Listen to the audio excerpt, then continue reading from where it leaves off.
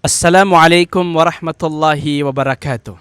Nandito po ako ngayon sa rooftop ng Masjid Abu Bakr As-Siddiq, Bacolod City, Negros Occidental.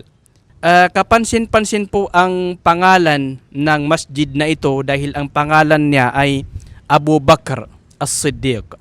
Masya Allah.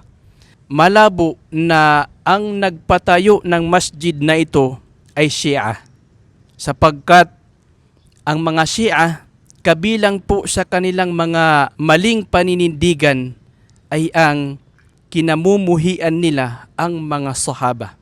Katulad ni Abu Bakr As-Siddiq radhiyallahu an, Umar radhiyallahu an, Uthman radhiyallahu an, at ang iba pang mga sahaba radhiyallahu anhum ajma'in. Subhanallah.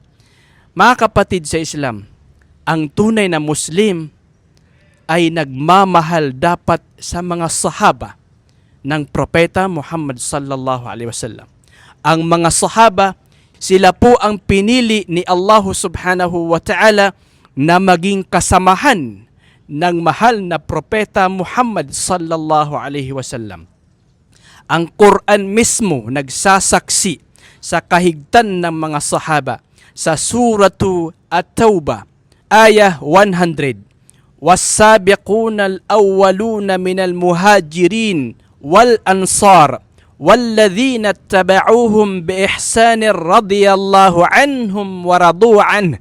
Allahu Akbar.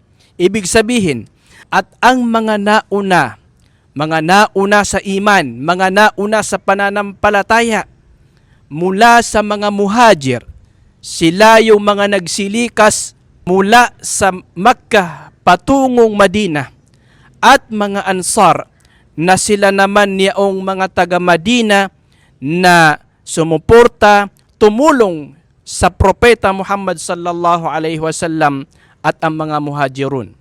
Walladhina taba'uhum biihsan, at silang sumunod sa kanila sa kabutihan, sa mga mabubuting gawain. Radiyallahu anhum wa radu an. Si Allah ay nalugod sa kanila at nalugod sila kay Allah. Isipin natin yun, mga kapatid sa Islam.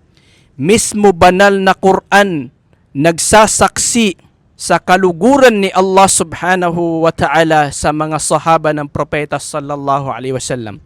Papaanong mayroong mga tao na nagpapakilala na sila ay mga Muslim at kabilang sa kanilang paniniwala ay dapat isumpa ang mga sahaba, dapat kamuhian ang mga sahaba tulad ni Abu Bakr, Umar, Uthman at ang iba pang mga sahaba ng Propeta sallallahu alaihi wasallam radhiyallahu anhum.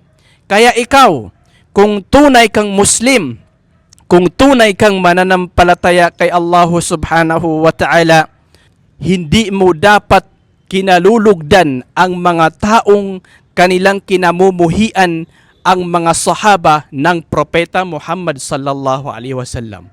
Hindi mo dapat tinatangkilik ang mga aral ng mga taong kanilang kinamumuhian ang mga sahaba ng Propeta Muhammad sallallahu alaihi wasallam.